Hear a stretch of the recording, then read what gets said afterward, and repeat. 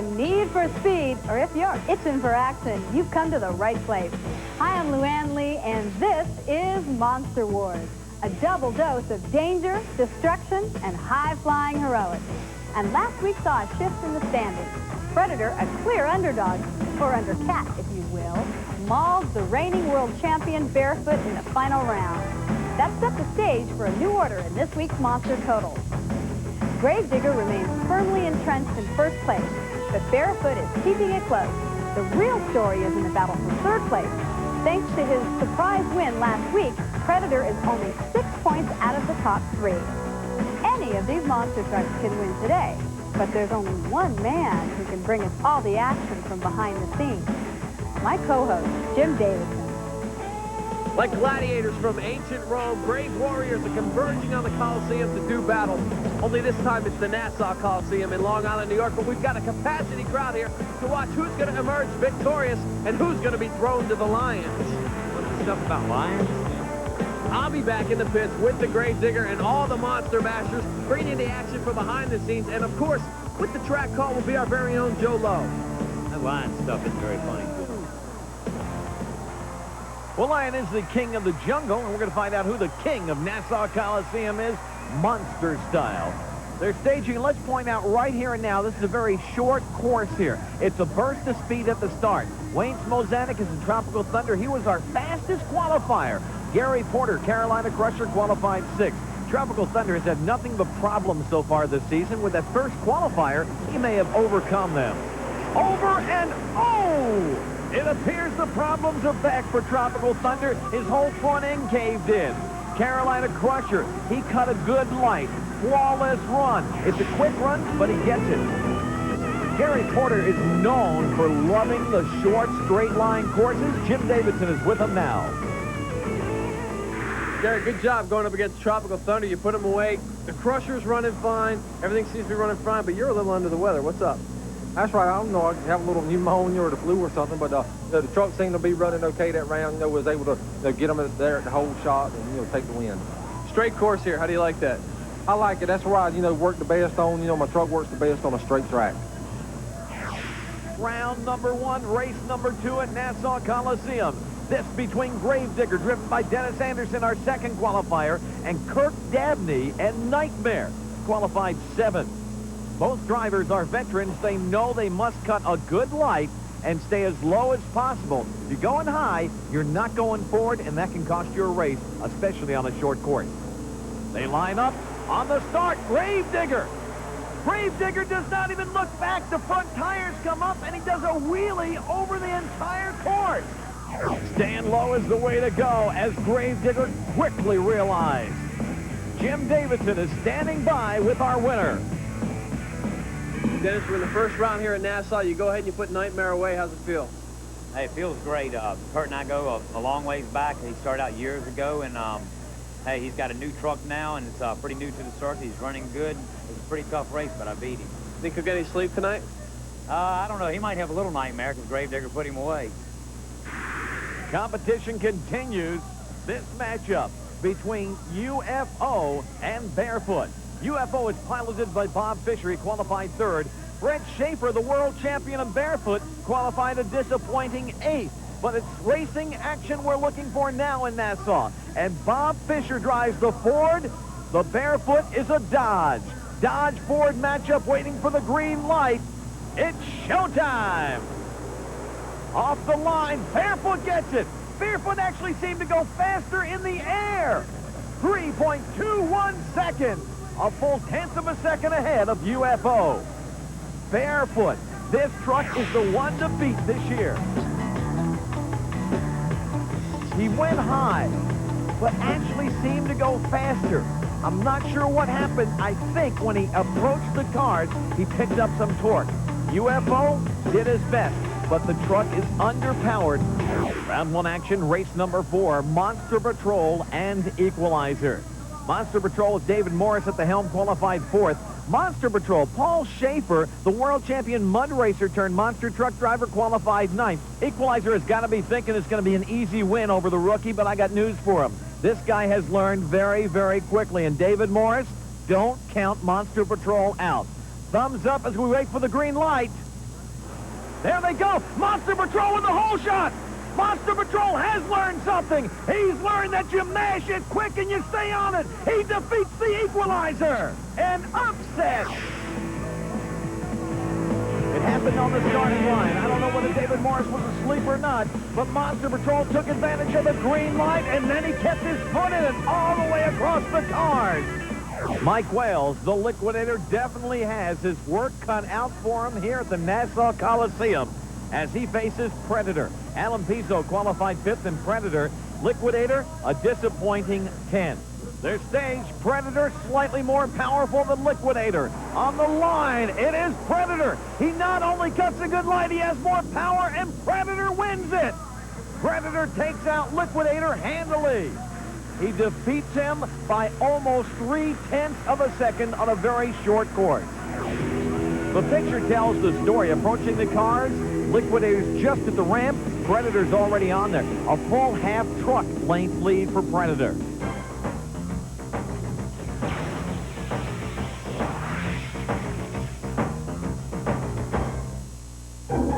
Red lights at night, the Gravedigger's delight.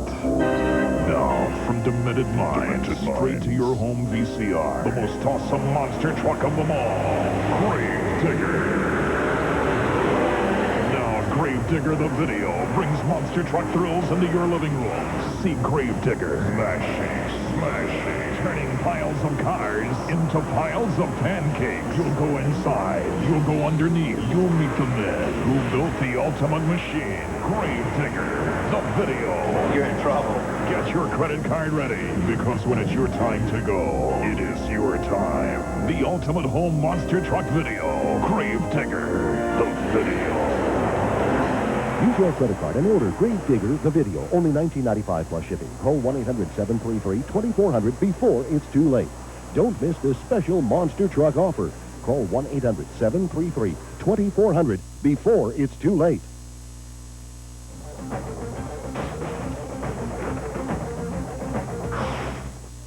Welcome to round 2 at the Nassau Coliseum, and what a matchup we have this time.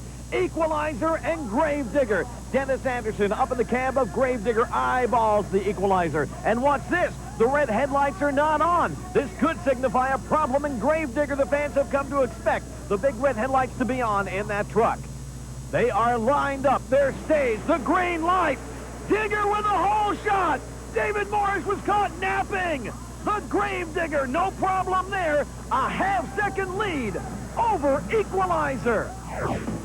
Digger had it won from the start. You cannot be caught napping in monster truck racing short course style. Unfortunately, Equalizer was.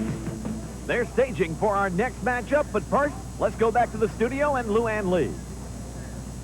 The U.S. Hot Rod Association is the sanctioning body behind Monster Wars. But there's more to that organization than just monster truck racing. If you attend any U.S. Hot Rod event, you'll be amazed at the wide range of excitement. Mud racing, tractor pulling, stock cars, and best of all, the electrifying thrill acts. They've assembled a wacky group of motor madmen and women performing stunts that you just can't believe.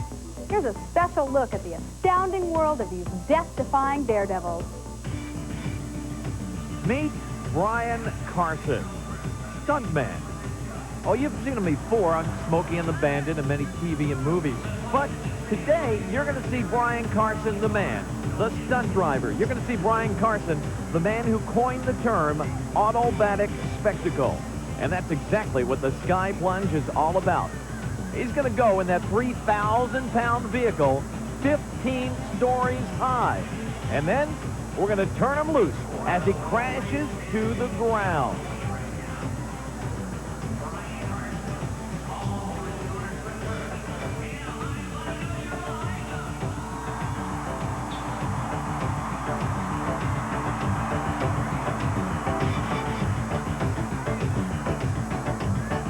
By the way, they call this the Sky Plunge. When he hits the ground, he'll be doing 128 miles an hour.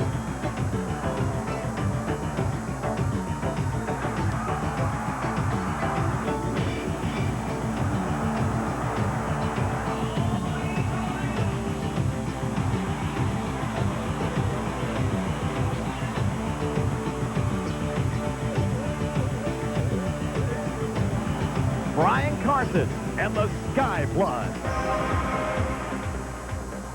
Oh, this is Green Mamba with Doug Rose at the helm. Doug is an old drag racer. Until he had an accident that cost him both his legs. They said he'd never walk again. Walk again? This guy drives on tracks all over the world, thrilling the crowd. He is strapped into a jet engine, putting out some 15,000 horsepower.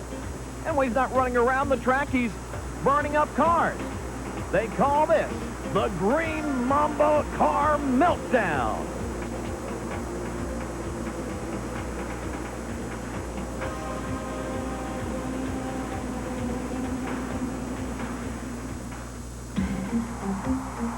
And then the ladies are on tap, too. This is Allison Blythe. They call her the Dynamite Lady. Want to know why? We'll see. Allison will get inside that coffin. That coffin loaded with dynamite. Explosives equal to the force of enough TNT to explode a 3-ton safe. Oh, yeah, the protective gear? A helmet.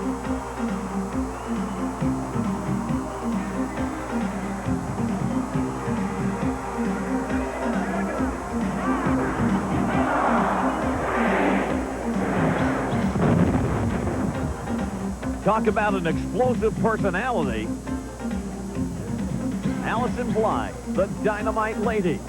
Boom! She could be exploding in a stadium near you at a U.S. Hot Rod show. The helmet comes off. The crowd cheers for Allison Blythe, the Dynamite Lady. Last but not least is 5'4", 100-pound Vicky Sims. They call her the Falling Fire Angel. We take her 10 stories up. Her dad will set her on fire. Yes, it is her father that sets her on fire. Woo! Getting a little hot in that Tampa night. A count of 3, 2, 1, and down she goes. The Fallen Fire Angel.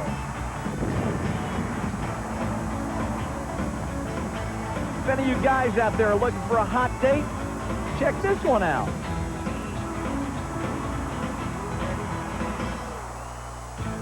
Vicky Sims, the Fallen Fire Angel. Is she okay? You bet she is. Woo! Talk about adrenaline. And folks, that's just a look at some of the thrill acts from the United States Hot Rod Association. Round number 2, race number 3 here at Nassau Coliseum. This one will pit barefoot against Carolina Crusher. They're staged and let's go racing. Off the line is Carolina Crusher. It's all Carolina Crusher. He takes out barefoot. The margin of victory, 0.3 of a second. And all barefoot has is a bad dream of that race. It was one on the line. You know, Gary Porter told us earlier in the show, his truck is set up for short course straight line racing. He did it there. Another few feet and barefoot would have caught him. Alan Pizzo brings the Predator out for round 2, race 3 action.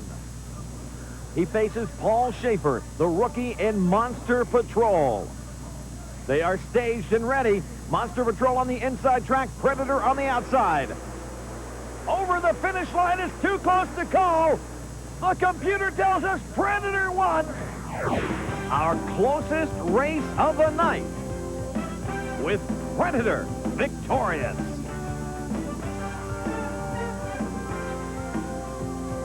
We're set for semifinal action, and I don't think the races can get any closer than they've been. Alan Pizzo and the Predator are poised to pounce on Gary Porter's Carolina Crusher. Monster Patrol almost pulled off an upset, and by virtue of his fast time, he's set to go up against Gravedigger in the other semifinal match. We'll be back with all that action right after this.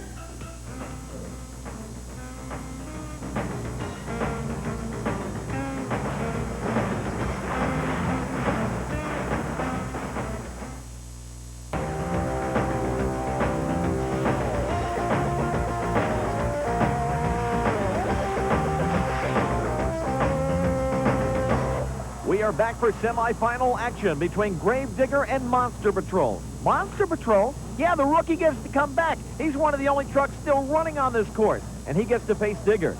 Digger has 1,400 plus horsepower in the big Chevy. And Monster Patrol, a little over 1,200 horses. As they stage, Gravedigger appears to be smoking. Maybe he's just hot, or maybe he has some head gasket problems. Monster Patrol looking very, very good and confident on the start. Gravedigger gets a win. Gravedigger did not look back, and we still see smoke coming out from under the truck. Gravedigger, if he has a problem, you couldn't tell it from that win. Paul Schaefer looks over at him, shakes his hand, and says, hey, I lost. He took it like a man. From the start, it was Gravedigger. It's all Gravedigger. Jim Davidson standing by with our winner. Dennis, you beat Monster Patrol in the semis. The guy's a rookie, but yet he's still out there, and a win's a win, right? Yeah, he is. I tell you, Paul Schaefer, he's a newcomer to the sport. He's been in the mud bogging business for some time now. He's got good equipment. He's going to be a tough competitor one day, but he just got to get a little bit of driving skills under his belt. He's going to be tough. My question is, did this win hurt you, though? The truck's in bad shape now. Not really. I mean, the truck is, the head gasket's been going away. It's leaking a little worse the more I run the motor, but hey, we're going to try to squeeze it out for the night and just get by with it until we can get time to tear it down and repair it for the next race. Monster Wars competition is very, very tough, and one of these two trucks will have a chance to pick up winners' points as they face Gravedigger in our final. Will it be Carolina Crusher with 1,400 horsepower or the 1,800 horsepower of Predator? We'll find out just moments from now as they line up in the Nassau Coliseum side by side. They line, they both want to do a little burnout. They both feel that on the starting line there's a lot of loose dirt and gravel that could cause them to spin. Now they're staged. It's showtime. Carolina Crusher does what he's done all night long, cuts an incredible light, and wins it. Look at the time, 2.88 seconds. All night long we've talked about reaction time. Reaction time is measured in thousandths of a second. It's the time between when your eye actually sees the green light and your foot matches on the accelerator. And nobody seems to be able to do it better in Nassau than Gary Porter and the Carolina Crusher. And reaction time was the only problem with Predator's run. That thousandth, maybe 2,000th of a second difference, that cost him this race. Gary, semifinal action against the Predator. You get to the line, you look across, there he is, but you're actually looking at the starter, aren't you? You were timing that light pretty close. I'm trying to watch, the starter and the light, because on these short indoor races, if you're sleeping, a fraction of a second, you're going to lose the race. You don't have but a few feet to get a run, and that's where we're making a power at and where we're getting our mile per hour at. It's just in, 15 to 20 feet. And, you have to watch the light and you have to get a good hole shot. Well, that fraction of a second was the whole margin in this race against the Predator. Yeah, I think, it was that race there, and I think it'll continue through on the races. Whoever gets off the line first will win the races here. Well, one left to go. You're in the finals going up against the Gravedigger. How do you see it? I think I can pull it off. He's running very strong today. He's quick on the lights also, but I'm going to be quicker. Are you ready for the finals? Well, hold on to your seats, because we're going to rock and roll into a North Carolina showdown. Gravedigger versus Carolina Crusher. These two southern neighbors are gearing up for their own civil war on Monster Wars. Coming up next.